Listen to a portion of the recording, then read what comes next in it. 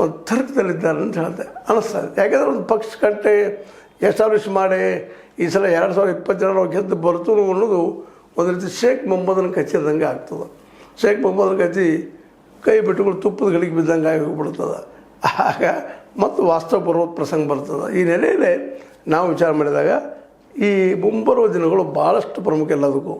ಅದರಲ್ಲೂ ಮುಖ್ಯವಾಗಿ ನಮ್ಮ ಯತ್ನಾಳರು ಏನೇನು ಕನಸು ಕಾಣಲಿ ಅಂತೂ ಕಾಣಲಿ, ಅವರಿಗೆ ರಾಜಕೀಯ ಮರುಹುಟ್ಟು ಬಿಡಬೇಕಾಗಿದ್ರೆ ಒಂದು JDS ಒಳಗಡೆ ಬರಬೇಕು.